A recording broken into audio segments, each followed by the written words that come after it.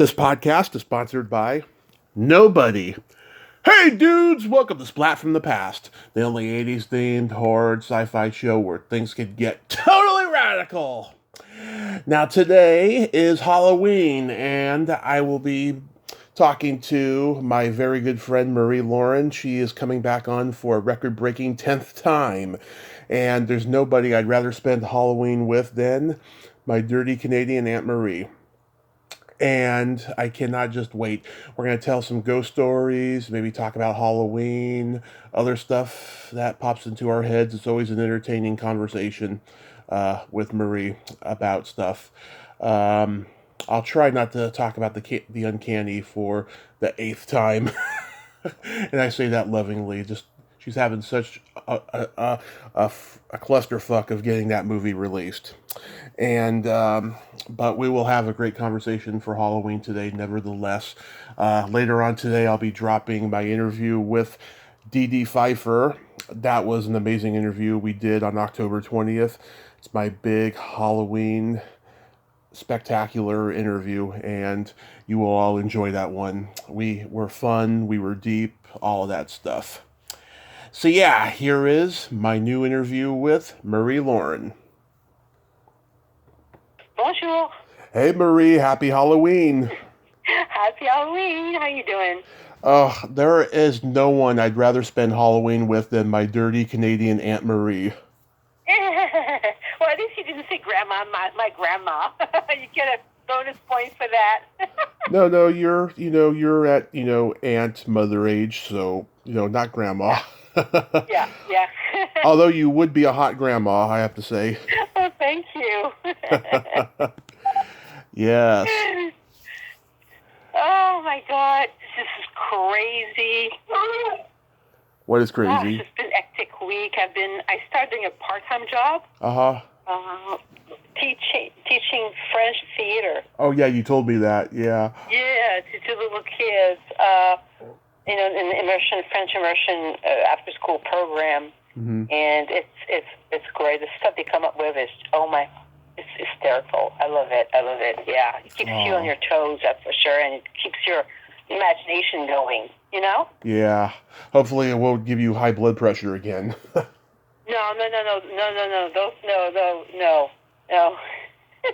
But the kids nowadays, oh my God, they're so sophisticated. You know what I mean? Yeah.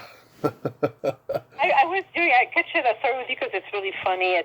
So last week we were doing a theater gaze and improvisation based on Viola Spolin, who created all those, the grandmother of theater improvisation. And we were doing fairy tale theater, have a rack full of costumes, and of course the boys, oh my God, the gender differences is shocking. They always do super violent stuff, and the girls, they're drawn to the princessy, crinoline type of stuff. So all the girls decide to work with the girls, and the boys just with the boys. And the girls come up with princess-like stuff, and they tell me, I said, what are you going to do? She said, well, we are princess. I said, okay, from where? What country? We are princess from Lesbian Planet. They are 7 years old. I said, really? Yeah. And I said, what language do they speak on Lesbian Planet? Well, they told me they speak French and lesbian language. I said, okay, so what lesbian language sounds like? And one little girl said, blah, blah, blah, blah, blah, blah, blah, blah, blah. Oh, that is so awesome. Oh, God, you wouldn't have had an exchange like that when I was a kid. Trust me. No. And then the girls are doing their thing, bowing and all that kind of stuff. And then the boys, who were supposed to mind their own business and watch, decided to invade Lesbian Planet and kidnap the girls. See what I mean? That part does not change. Oh my God, that is so awesome. So those are my days. Yeah, my afternoon actually. It's just a couple of hours a day, but it's great. Yeah. And I've been also. I was really hoping to release a teaser for the Uncanny on Halloween. Uh-huh. We're like a couple of days late. We're still working with the score, but we're almost there with the teaser. Good. And, entering for film festivals 2023, year, hoping to get in somewhere, and that's my life. At this How point, about you? at this point, you can make a documentary. The movie that wouldn't die. God, you've been at this for a long time. Me, I mean, I'm pretty emotional because, you know, every October something bullshit happens. I mean, with my mom and everything, and Yeah, I I got a know. lot of PTSD from the past. It always sucks. Um, yeah, I mean, I'm just remaining positive. That's all I can do. Yeah, you're a very strong person. You Oh, really are.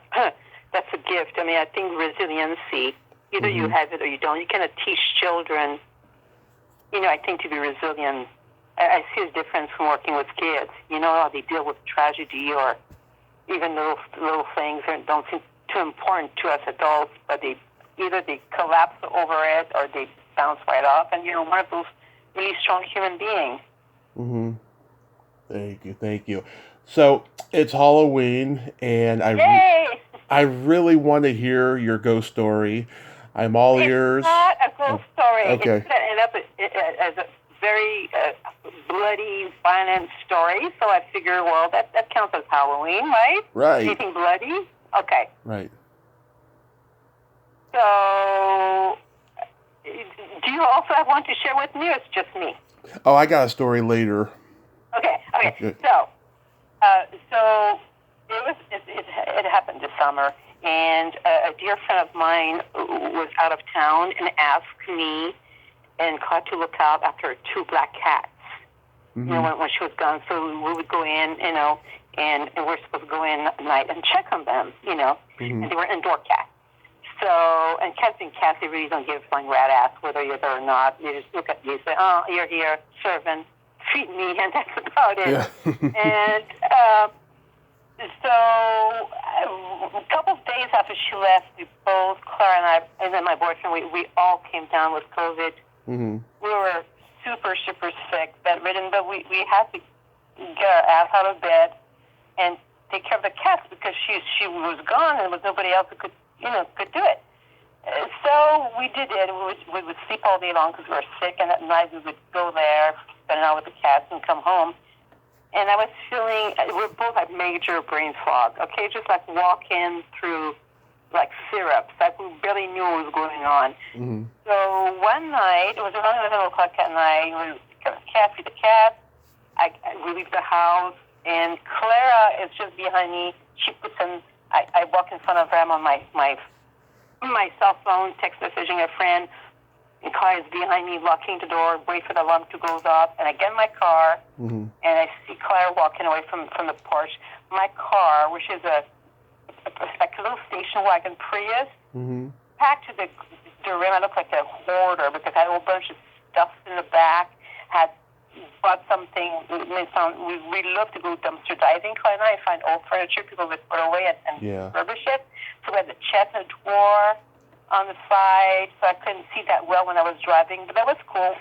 I get in my car, and I look up, and Clara is walking away from the door, and then she looks at me, and then she turned around and put a coat back and go back inside. I'm thinking, oh, man, because I was feeling really, really crappy having COVID. So I wait, no Clara. Turning on the radio, listening to NPR, I'm starting to get really impatient. So I'm thinking, heck with the neighbors. I hung the car and started moving my headlights, Mm-hmm. wanting to know what was going on. So Clara I see Clara in the bay window, pull the window, the curtains open, and she looks at me, and her jaw is like to the ground, basically. She looks like that painting, The Scream, the mulch. Famous painting, The Scream. Yeah. I'm thinking, oh my God, what the fuck is going on? I'm thinking, maybe she broke something. She got inside, she forgot a phone, she broke something expensive in the house. Mm-hmm. And then she closed the curtains, and she still doesn't come out. And I'm getting really pissed because I want to go home back in bed. So I get out the car, and I turn on the headlights, and I'm standing right in front of the car between both headlights, and I say, what the fuck are you doing? That's what, I don't usually cuss at her, but I was really like, not feeling well. And then I hear the phone ring in my car. So I go back inside, and it's Claire calling me. I pick up, and I say, Claire, and then it's silence, nothing. So I hang up the phone. I'm really irritated. And she calls again. So I pick it up, and I say, Claire, what is going on? And then silence, and suddenly I hear, I said, what? She goes, what? I can't hear. She said, bear. There's a bear next to you. Oh my God! So what happened?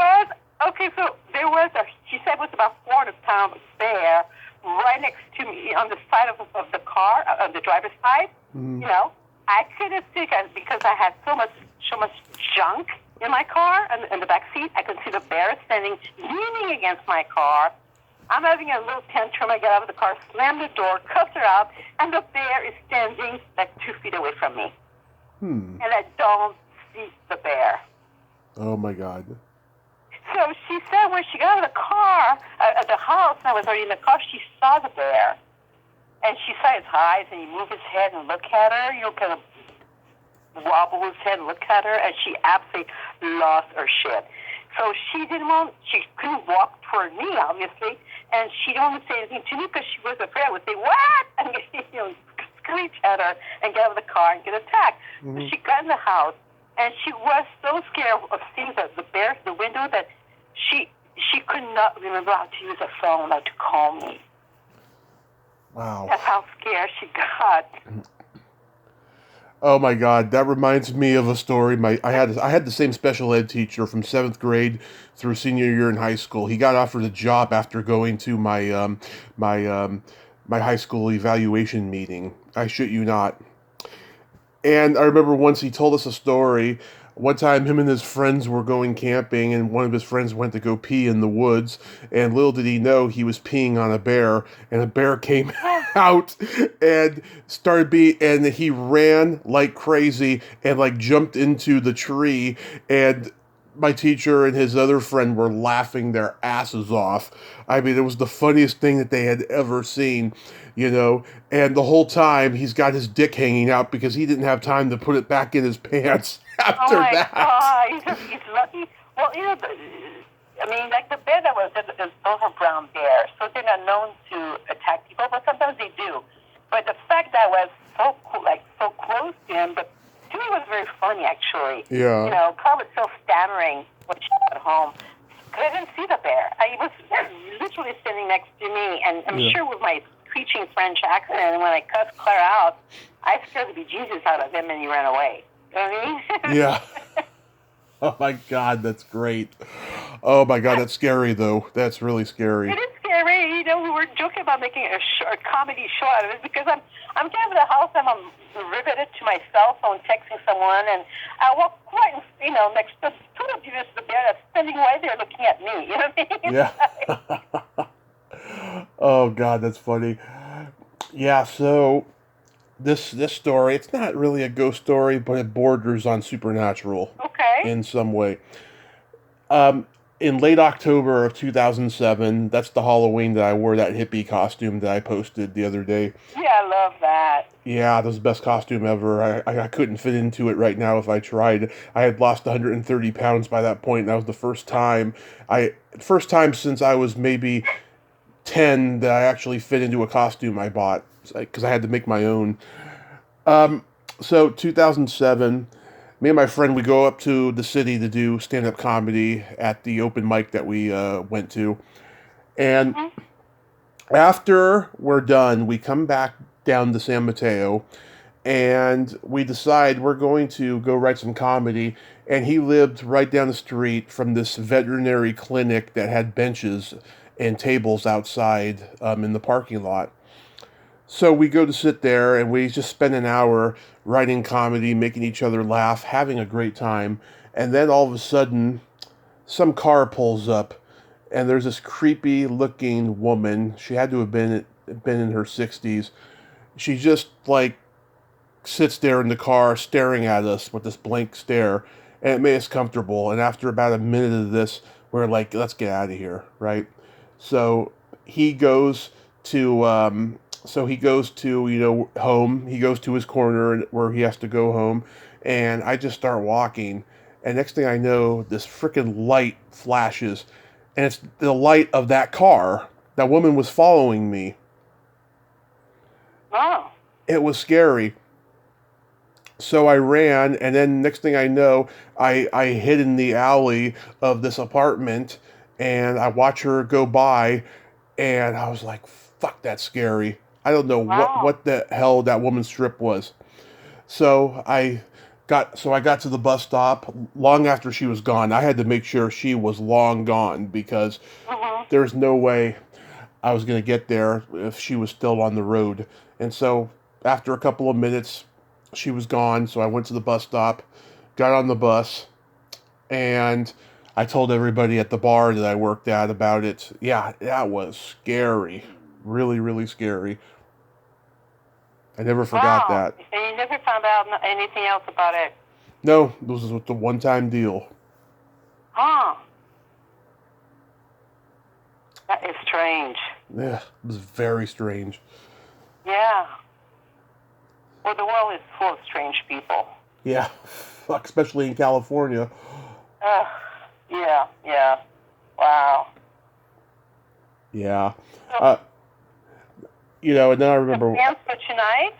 I'm sorry? Do you have plans for tonight? Anything scary you're doing tonight?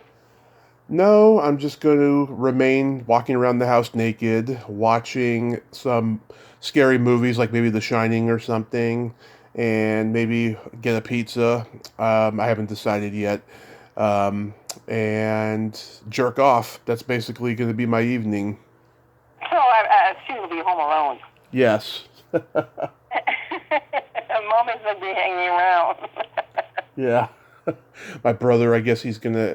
I think he works tomorrow, and then he's gonna be out. He's gonna be out for the entire week. They're sending him on location to install cameras somewhere, and Okay. he's gonna be staying over there all week. So I think he's gonna be calling it an early night tonight, and then starting tomorrow he'll be gone until Saturday. So I'll be having plenty of time by myself, and it's gonna be great. Well, that's nice. I know. I like. I mean, I'm really by myself, but actually the only way for me to be really by myself is just get in the car and drive around, go places. Because I got an entire zoo living with me, besides the boyfriend and my daughter. Mm-hmm. But I do enjoy being alone, spending time alone. Yeah. I got a very active imagination. I got to write a ton of emails to book the show next week. This week I got some really good toe curlers, I'll tell you. What kind of curlers? Toe curlers. Oh, toe curlers. Okay. Oh my God, I got this girl who was in Django Unchained and Kill Bill Volume 2 tomorrow. Cool. I got the girl who played Linda Hamilton's friend in The Terminator. She wrote Encino Man. I got Samantha Harper from O Calcutta, which is very rare. She quit acting in the mid '80s, and she just came out with a memoir called "Naked in O Calcutta" and other stories. I can't wait. That's going to be great. She's very dirty. Oh, you really get quite a variety of guests. This is awesome. Yep. Yeah. And then, Wow. there's a lot of great people I'm going to reach out to next week. So we shall see. Has Clara worn a lot of interesting Halloween costumes over the years?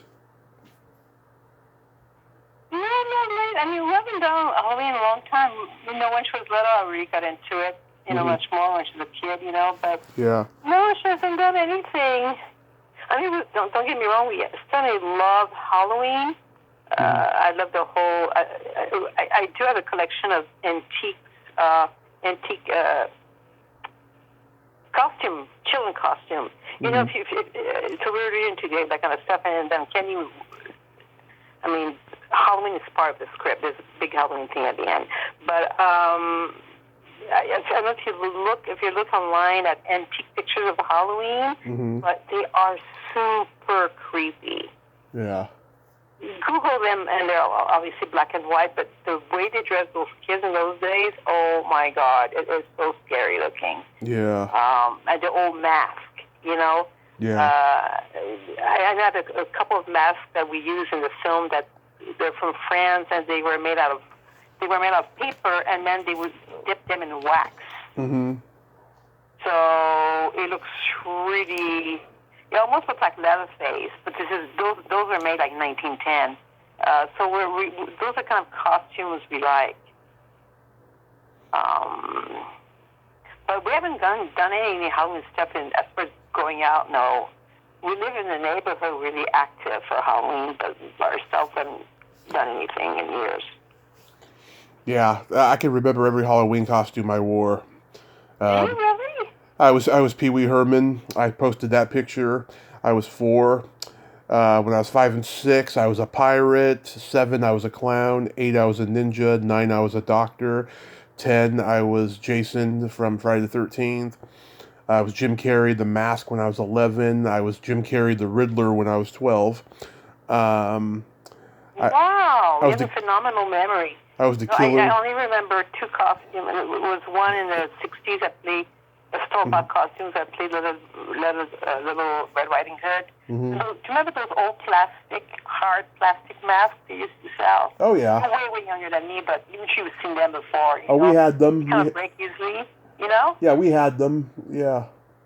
Yeah, so that's what I had. And then in college, we had a big Halloween thing in college, and I made my own costume using antique fabric. I made like an antique porcelain doll type of costume, mechanical with a big key in the back. And this is all pretty much. I remember. Oh yeah, I think one year I dressed kind of slutty. You know, most women go to the stage you want to look slutty on the Halloween. Yeah. Right? Oh God, that's one of the things I love about it. There's this woman I interviewed last year. I tried to get her back on all year and stuff, but she's got all these protests going on up in Canada where she lives. She's Italian and she's Canadian, and she's a force of nature, I'll tell you. She wore a costume this year where like you can partially see her nipples, right? Okay. And I commented on Facebook, if this offends anybody, tough titty, and she thought that was hilarious. Yeah, my costume, I have a picture somewhere. If I found it, I'll send it to you. It was a lace gown. It was actually a gorgeous dress, but it was black lace. Yeah. So I only had, I think, a G-string underneath. I was very young then, if I could get away with it. Before gravity took its toll. And, yeah, it was good. It was by a designer named Norma Kamali. Mm-hmm. It was really big in the 80s, and it was kind of mermaid. Yeah. It was tight, you know, in your torso, and it was really beautiful. But, yeah, it was pretty much see-through. Yeah. Do you remember the Saturday Night Live sketch? It was so classic in the 70s. Dan Aykroyd's the sleazy mogul who, like, sells unsafe Halloween costumes, and he's on the talk show. No. I never saw it. I was in Canada then. I did not see it. Yeah, I interviewed Ann Beats before she died. She wrote that sketch. Oh, I was cracked. Oh, wow. I crack up every time I see that sketch. You know, there's all these Halloween costumes, like Johnny Space Commander. All it is a plastic bag and a rubber band. And there's one costume, I'm trying to remember, where, oh God, Johnny Human Torch, where, you know, you just, where you put these long johns on or something, and then you light up with kerosene. It was pretty bad, you know, for the 70s. And they did a sequel where it was unsafe Christmas toys, you know, bag of glass, you know, or there's a doll with an actual knife through its head called Pierced Patsy or something like that. Oh my God. Oh God, it was so twisted. It was so funny. Yeah, and I didn't see that. Do you happen to know when Saturday Night Live started? Was it around 76? 1975. 75, okay. Yeah, I was very much in Canada still, and so I didn't know anything about that show. I discovered when I went to USC that we would all gather together in the dorm and watch it on Saturday night, so that was pretty cool. I couldn't understand most of it because my English was so, you know, basic then, but, you know, you kind of pretend you get the joke because you felt stupid, so you were laughing like everybody else was laughing because you don't want to, be an outcast. Yeah. But humor was the most difficult thing for me to get in English, is the jokes. Yeah. They also did. He's got this actual assault rifle gun, right? And she's like, "This is a dangerous weapon, and you're selling it to children." And he's like, "Yeah, ammo's not included." And that was from the old one, the old show? Yeah, that was 1976 or whenever they did that one. I'll have to look it up. I'm sure I can find them on YouTube. Oh, yeah. I think there's select sketches you could find on YouTube of Saturday Night Live. Not all of them, but a lot of them. Because they have their own YouTube channel. Okay. You can get all the Debbie Downer sketches and lots of good stuff on there. Oh, great. Well, but back in the days, America was really the country who celebrated Halloween the most. And now I don't know how big it is in Europe, but I think people have Halloween celebration in Europe now. I'm not sure. Yeah. It's funny. When I was a kid, my grandmother told me, she didn't get to celebrate Halloween because they were poor. And I cried. I remember being like 6, 7 years old. I cried. I just couldn't imagine growing up without trick-or-treating. And now that I'm older, I still cry when I think about it because it just gives you insight into who my grandmother was. She was this deeply flawed, just, she was a horrendous woman when my mom was growing up. I mean, she was in an insane asylum for a little bit after my mom was born. She got electric shock therapy and all of that. It just gives real insight into my grandmother and what she had to go through when she was growing up. And it's sad. Wow, yeah. Yeah, I saw them then were like a horror movie. Yeah. Well, the whole system is so bad. We talked many times before you and I, the whole system is still a horror movie. Yeah. That's something that hasn't really gotten much better. No. And every Halloween I think to myself, who came up with this song, Trick or Treat, Smell My Feet? Where'd that fucking come from? You ever Googled it? See what it's from? I don't know how old that is. Every time I think of that, I never think to Google it. I should, though. Yeah. Yeah, give me something good to eat. Yeah. It's like, it's like traditional. Yeah, we had that we put that in the script. There's at the end of the film, there's this little kid saying that because that was such a part of the Halloween lore, that this little song. Yeah. It is a great. You probably like. Which one do you like better, Halloween or Christmas? That's tough to say. I love them both, but Christmas, at least when I was younger, it was the one I just looked forward to. I loved getting presents, and I loved, all the sugary treats and all of that stuff. Mm-hmm. Yeah. Oh, Easter. The thing, Halloween makes me happy. I don't feel scared of Halloween night because I always love the macabre. Yeah. But Christmas makes me sad. Isn't that weird? I mean, I will hear the little drummer boy, like, when I'm shopping, and I'll just start crying. It triggers in me so much sadness. I got to spend 4 Christmases, separated from family, during the homeless situation. I mean, the closest I got was in 2016 when we came up here to see my godparents, but it was depressing for a couple of years. Yeah, I think a lot of people feel the blues during the holiday season. Yeah. I think a lot of people have a lot of regret during the holiday season. They're like, God, why was it? Yeah, something is so sad. I mean, as a kid, I remember feeling really sad because, the television stations in Canada is run by the government, Radio Canada, and they would always show stuff like about children starving over the world, war, all those really depressing, dark things around the holiday season. And I remember as a child, feeling pain, feeling really bad for all the little kids. We're going through a whole bunch of stuff. Yeah. And it's just sort of, but Halloween is different. You know what I mean? Yeah. It's a different, I don't know how to explain it. I don't know. I I don't mean, melancholic during Halloween like I do during Christmas, which is funny because Halloween deals with death, you know? mm-hmm. But there's something so joyful about everybody, you know, parading in costumes and acting goofy. People, they all they look at is the over commercialism of the holidays, because people are making billions and billions of dollars on Halloween and Christmas stuff year after year, and the message of Christmas gets lost in the shuffle, Yeah. of being together, being with family, and celebrating Jesus' birthday. It all gets lost. And then you have the New Year popping up, and then you realize, that it's like been another shitty year, or it's because the world's not getting any better. So, Yeah. at least with Halloween, you just focus on the day, and you focus on having a good time. Maybe that's what it is. Exactly. I'm looking it up. So, "Trick or Treat, Smell My Feet" came from a phrase that began in the 20s.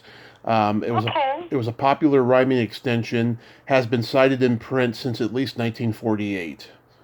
Okay. Wow, it is old. Yeah. I thought it was old, but I was that old. Okay. Oh, I knew it. Cool. I knew it had to be that old, maybe even older than that. But that's pretty Yeah. interesting. Yeah. Oh, that is very cool. Oh my God. Thanks to the internet now. Yeah. Oh my God. So, you and I have talked before about my run-ins with Scientologists and stuff. I had an experience a couple of weeks ago that was bizarre. Okay. I got an interview with this actress who, okay, so she was supposed to call me, right? She was 7 minutes late, so I called her on Facebook Messenger, and we do the interview, and she was very giggly, very, very just kind of weird, and I don't know. She was shy, but she was trying to be fun, and I got weird energy from her, right? And about 20 minutes in, an actress's name comes up, and I talk about this bad experience I had meeting this actress at a convention once, and she said, "Oh, maybe she was just overwhelmed with all the people that were there and stuff, right?" And I said, "No, I was the only one there. This con was like brand new at the time, and she was just a complete bitch to me, and stuff." And then and then all of a sudden she was like, maybe I should go now. And I was like, "Hey, wait a second. I'm sorry. I don't mean to. I don't mean to throw her under the bus, And we continued on for another couple of minutes, and then that was that. And then I sent her a message later apologizing. "Hey, I'm sorry. I didn't mean that." And she's like, "No, it's okay. I'm sorry if I wasn't fun. Can we redo this?" And I said, "Sure." And so we were going to do it like 2 days later. And then the next day she said to me, "Hey, I think I'm going to pass on redoing the interview and stuff." And I was like, "Okay, well, you want me to, release that one and I'll just edit?" And she's like, "No, I prefer you didn't." So then there was this instinct that just I thought to myself, what if she's a Scientologist, right? So I find this website, The Truth about Scientology, where it's got the name of every actor in Hollywood that's a Scientologist. Her name was on there. Oh. And strangely enough, she had just accepted my friend request on Facebook. So I saw her post something about Scientology after that, you know? And now that I think of it, yeah, she exuded a behavior of a Scientologist in that, there's been a lot of talk about how Scientology in LA has the law in their back pocket in case somebody in the group, gets accused of pedophilia or rape or something, you know. And she seemed like the kind of person that would lie for somebody who's a pedophile or a rapist. She just had that quality about her. So that was pretty scary, I thought. Really wild. Oh. Yeah, I mean, well, I told you before my experience in Scientology was the first acting school I attended, which was very good, by the way, was a lot of, it was called the Beverly Hills Playhouse. Milton Casellas, yeah. Yeah, Milton Casellas, yeah. Yeah. My teacher and we never ever talked. about Scientology during the class. Oh no, because at that time, it was for the quote unquote chosen ones, Yes, yes. which is Well, so we had a few sick. students that turned into Scientologists that were in the class with me. One of them was Kelly Preston, John Travolta's wife. Yep. Who was, a buddy of mine in those days. We used to hang around and search, thrift stores for vintage clothes. That was a long time ago. And then I think Nancy Cartwright also is a Scientologist. Yep. Yeah, but they were both in my class, with me in around 1982 or 81, and they were not Scientologists at all, and as far as I know. But yeah, those are the two I can think of that joined the ranks. Yeah, she was Facebook friends with a couple of people from Scientology who actually said yes to me during the pandemic, and I didn't even know they were Scientologists at the time, but their names were on this website. Okay. 3 people. Yeah. And my acting teacher was a Scientologist. He was very nice, and never tried to push it on me. And then when I was told that Milton Casas wanted me to join his class, because you had to be invited in the class, Yeah. I turned it down, and I went to Peggy Fury instead. Yeah. God, it's weird. It's really creepy. Yeah. Have you seen anything? Have you seen anything good on Netflix? What have I been watching? I've been watching. God. See, the COVID is me with the brain fog. I started watching the episode of Guillermo. I mean, what is it? He did an anthology, horror anthology that just started. I think about a couple weeks ago. Guillermo del Toro. What is it called? The new anthology. It's kind of like influenced by Edgar Allan Poe. Mm-hmm. I've been watching that, and but then I really binge watch shows during the lockdown and all that. But lately I've been so busy with other things. The submissions, the festival work on the website, and all that kind of stuff. My lesson plan with the kids and all that kind of stuff that I haven't had much time to watch anything great lately. Well, I turned this one movie on. I ended up turning it off 20 minutes in because it was very slow. It's based on a book. It's called Luckiest Girl Alive.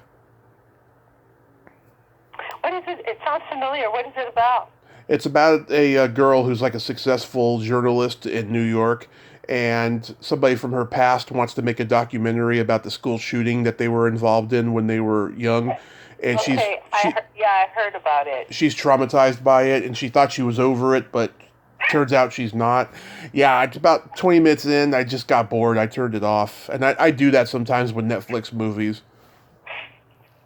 Yeah, no, what did I watch? Something else I saw.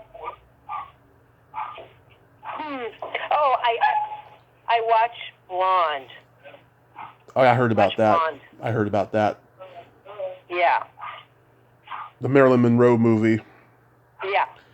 Yeah, there's people. I know the movie has been getting horrible reviews. Okay, I'm doing a phone interview on the air right now. Yeah. It's really tricky because, she had no, immediate relatives or any children, so it's hard to, tell what story about Marilyn Monroe is accurate and not accurate. Yeah. Yeah, I mean, it's a style. Obviously, it's very stylized. It's not a biography about her life. It's just to me, it's a stylized version, of the myth. And I like actually a lot of it. I like her acting is superb. The actress doing it. Everybody's acting is wonderful. I like a lot of it. There's some things, though, they could have done without, and that would really elevated the film. Like this whole fetus stalking abortion deal. Yeah. Yeah, that was not cool. And then I wish they would have. I know she was apparently tormented and dealt with mental health issues, and that was great to approach that. But I would have liked it if they would have shown her strength also. Just one facet of her personality. When I mentioned a few minutes ago, I stayed with Peggy Fury. Peggy used to be in the classroom in Monroe back in the days under Lee Strasberg. Mm-hmm. She used to talk to us about Marilyn was very, very, very shy. She was very, very bright. She read all the time, Yeah. and she kept to herself. She was very timid, but she was very smart and shrewd, She Right. knew what she was doing. She was not so innocent, like easily manipulated, apparently. So I wish you would have shown that also, Yeah. Yeah, my mom called me the other night. She said, "Who's Mariska Hargitay's mother?" I said, "Jane Mansfield." She's like, "That's right." She was having a conversation with a nurse about that. Okay, yeah, the one that got her head, cut off, decapitated in a car crash. Oh, yeah, I did a tribute to her last year. I interviewed this girl, April Viviv, who's a historian. She wrote a book about her and Marilyn, and we were talking about her life and career. Anton LaVey claimed that she attended one of his Satanist parties, when in all actuality they met in San Francisco, but nothing ever happened.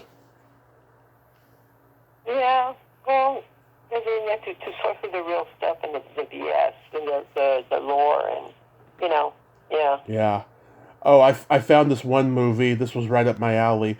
It's called it's on Netflix, called More the Merrier. It's about swingers and cuckolders and couples. Oh, it is so friggin' funny and so right on. Like everything I've ever seen in that world was pretty true.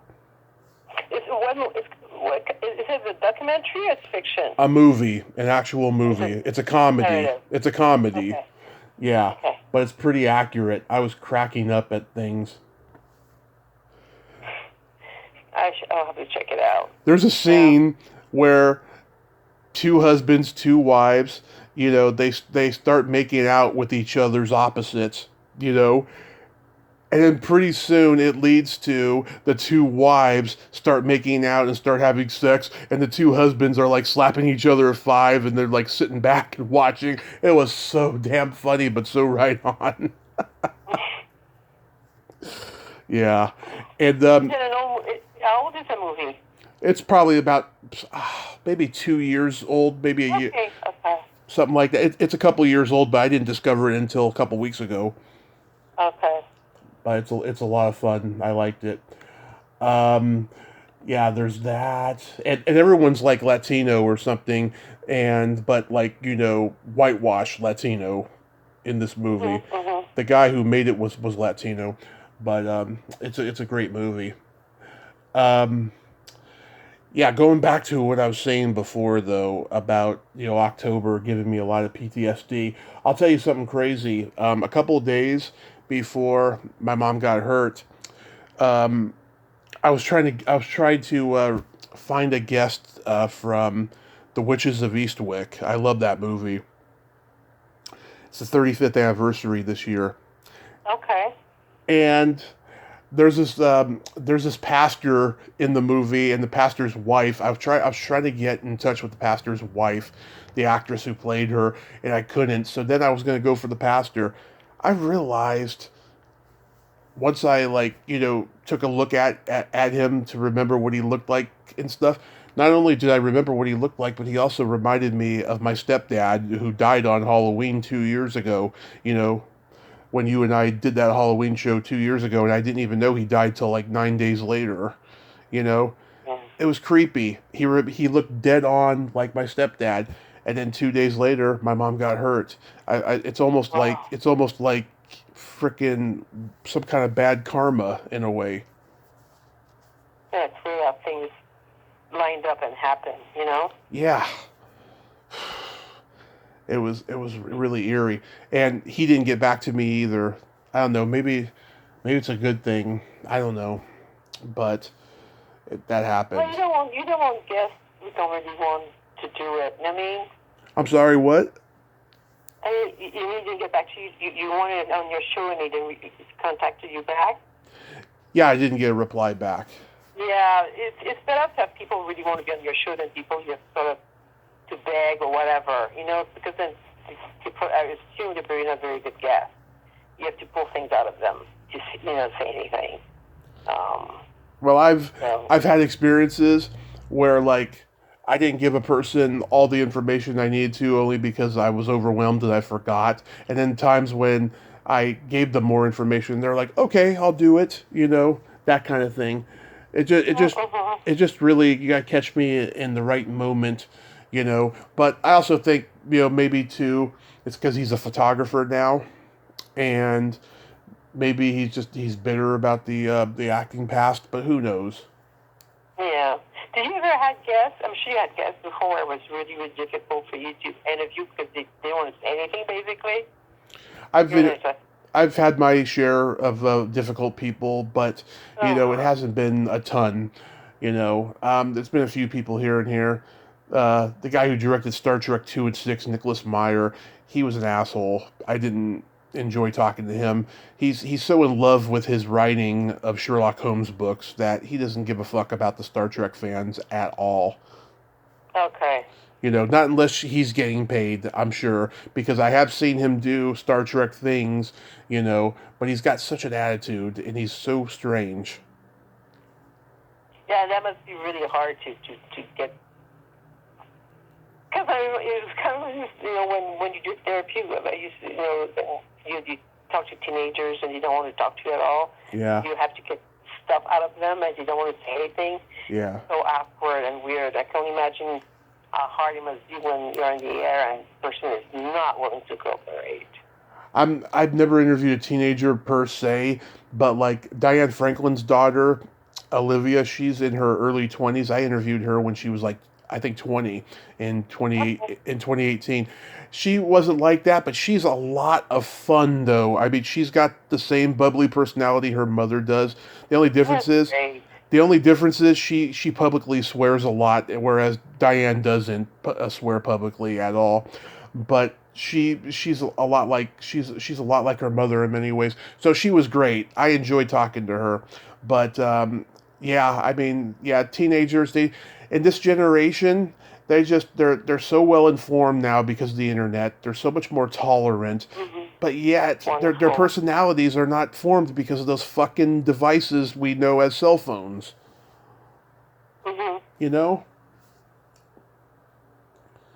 Yeah, no, it's amazing that the youth nowadays are open-minded. Not all of them, unfortunately, but so many of them are so open-minded. I think it's beautiful to witness that because when I became a social worker, I worked with in a group home for LGBTQ, and that was in 1993. And so youth had been mostly taken away from home by social services for abuse, and they were abused by the parents, being beat up and all that because they were gay. And we had transgender youth also, and also kids with AIDS, because nobody wanted to take kids with AIDS in those days, and we did. And the stuff they were going through nowadays, LGBTQ youth, I have no idea what it was like back in the days. It was brutal. It was brutal, the abuse they were going through going to school. Yeah. You know how mean people were. And when I was in another story, I was at work the other day. Two little kids were talking, 7 years old, in second grade, and they were talking about one little kid whose name was gender neutral. And so the little kid said, "Is that a boy or girl?" And the little boy said, "Well, I think he's non-binary." I'm thinking, oh my God. Yeah. You know? Yeah. Yeah, I think it's great. That's one good thing that it's improving. I love that. I just don't like the fascism that they're exuding because of Trump, of you're going to address us as them, they, or we're going to fucking shame you. I just don't like that, about... Oh, no, that's not cool. No. That is not cool. So the accepting factor is wonderful, but yeah, when things become too extreme from either side, it becomes fascism. Yeah. Yeah, absolutely. It's sad. Because it shows a total lack of tolerance. Actually, you end up. Yeah, they have a lack of also tolerant, and you end up not tolerating anybody that doesn't agree with you. Exactly.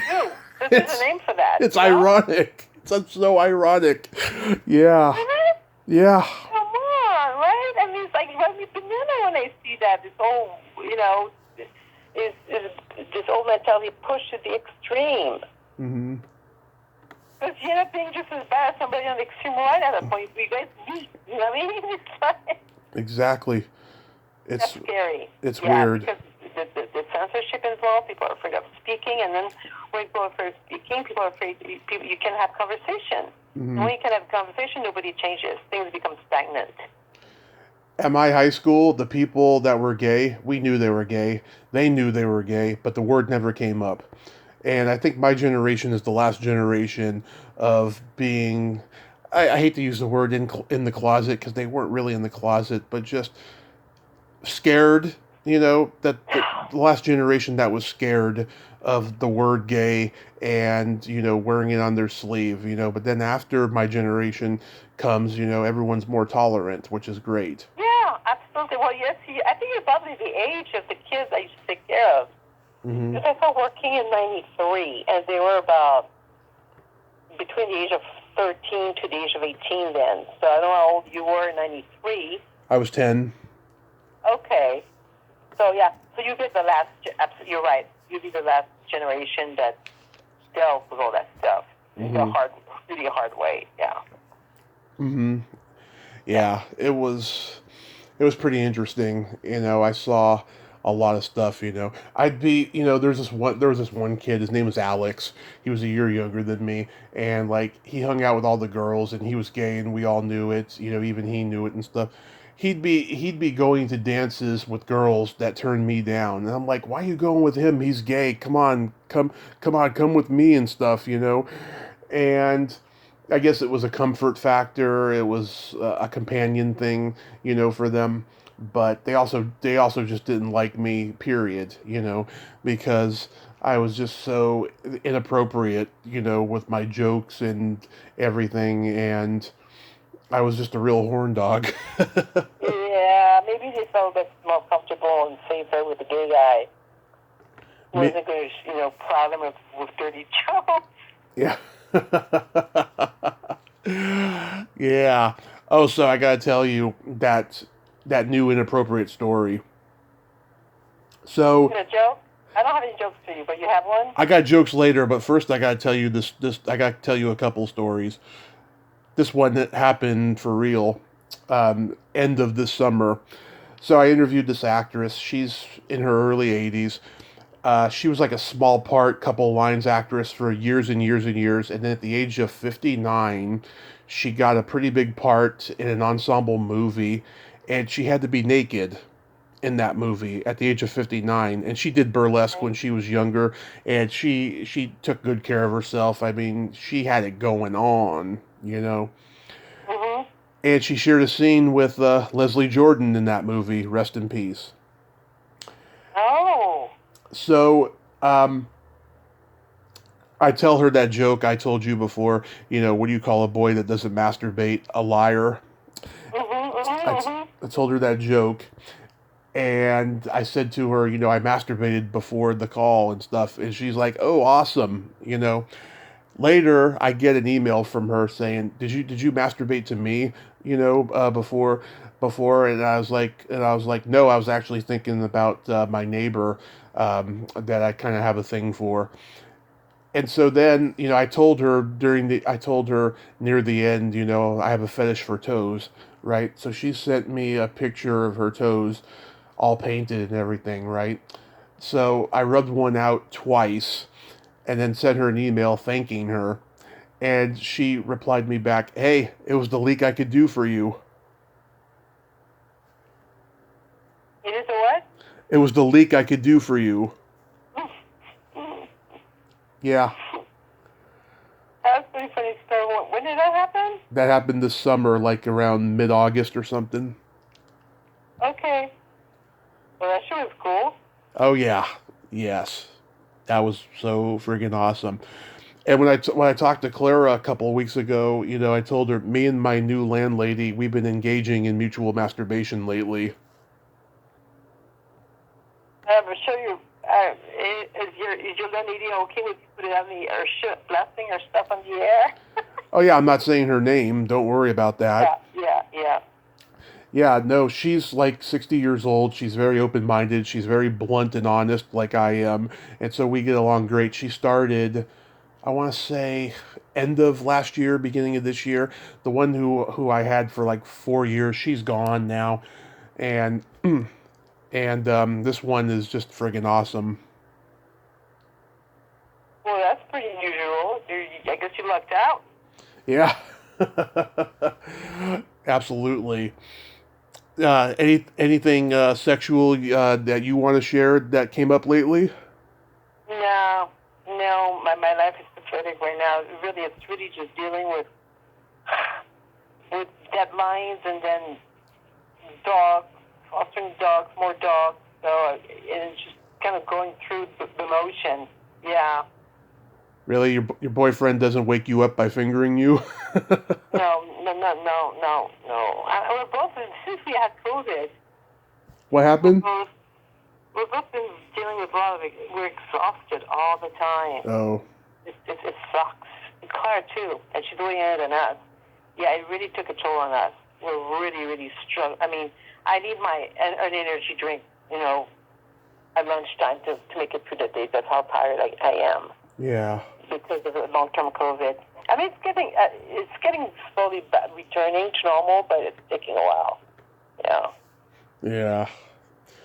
Well, all I can say is, with all the darkness aside, I love my life. I get to interview awesome people and I get to meet like minded people and do crazy things with them. And I'm extremely more careful now than I've ever been. And I just look forward to the future. I mean, if everything goes right, hopefully we'll move back to the Bay Area, early next year. And I'll I'll get involved in things out there again. Oh, that's great. Yeah, I'm really happy for you. Now, hopefully you'll be able to come down to Ellie, so I can have all the sushi you can eat. Yeah. Celebration together, because I only met you once in person, and that was in 2019 or 18? 2019, I think. Yeah, that was 2019 in April. Yeah. Yeah, and Yeah. there's a guest of mine who actually lives in the city next to here.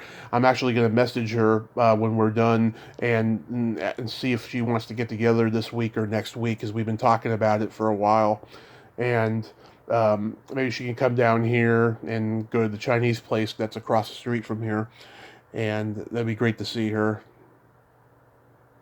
And she's Yeah, it'd be good. I mean, get out. I know that the whole lockdown made me kind of not antisocial, but more like a homebody type of person. Mm-hmm. Like I used to be home all the time, work from home, and you know what I mean? Yeah. And then you go out there and it's like, oh God, I have to talk to people, Yeah. So I think I messed around with it a little bit that way, but I'm getting back to my old self again. So that's good. But I'm glad to see that you're still very social and so love to engage with people. Yeah, I mean, more way than one. even if it's remotely, yeah. I mean, I got to get back out socially again when I move out of here, because yourself. I know. there's just no way of communicating with the kind of people out here. They're just so friggin' weird, and not my kind of weird either. But yeah. Really? Yeah, I mean, I couldn't get involved in the theater up here. I tried when I first got up here, and they were pissed because I walked with a cane, and I only wanted to do one task and not do many backstage. I just wanted to handle the props. I didn't want to do anything else, because I didn't want to deal with people that much. Okay. But I'll get to do that in the Bay Area because there's so much theater in every city in the Bay Area. Yeah, I can do anything out there. Oh, it's wonderful there. Yeah. That's what I did before I moved. I was doing theater, backstage stuff. I was working a concession stand, which I hated, but I probably never will do that again because I can't stand dealing with people with rudeness in today's world. That's why I'm glad I don't work in retail anymore. I know it's. Oh, that's exactly why I'm in no rush to be out there. Mm-hmm. I mean, I'm dealing with little kids, which is wonderful. but they're like different species. They're almost like not humans because they're so different from adults. But yeah, just looking at the headlines and people comments online and all, I'm thinking, oh my god, you know? Yeah. Ugh. So I got jokes for you. Okay. Okay. What does a redneck do for Halloween? I don't know. Pumpkin. A what? Pumpkin. Pumpkin. I don't get it. Means he has sex with a family member. Pumpkin. Oh! Because it's a language thing, sometimes I don't get it. Remember, I just said, well, I don't get the humor. Sometimes it's hard to get. It's a pun. My uncle's roommate years ago told me that joke, and I just couldn't stop laughing. It became like my favorite joke of all time after that. It's funny, I like it. It's funny. Yeah. Here's my mom's favorite joke. Why don't women fart? Okay, I want to hear that one. Why? Because they don't shut up long enough to build up the required pressure.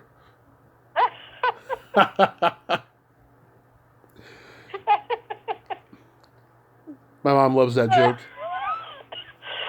I like that one too. I agree with your mom. Yeah.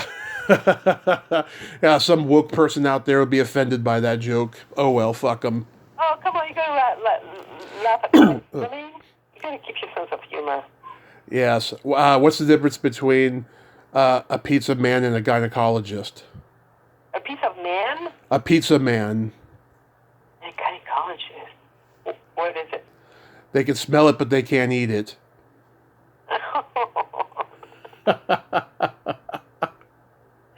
Oh, okay.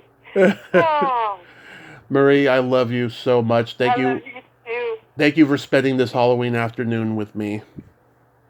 Well, you're very welcome. Anytime, Tommy. And, the world is your oyster, and, you're doing great. I'm so proud of you and see all what you've done. Accomplished since I met you the first time. It's great. Oh, I appreciate that so much. Yes, we'll talk soon, and get that damn movie made so I can see it. It is finished. I know it's made, but get it out there. Get it out there. Trailer. Okay. All right. You have a great Halloween. It's for you. Bye-bye. Okay, bye-bye. Well, there you have it. Marie Laurin. I just love her so much. I'm so proud to call her friend. I frickin' love her. I adore her. Well, until next time, this is Tommy Throwback Kovac saying, there's no shame in living in the past because the present sucks. Later, dudes. Happy Halloween.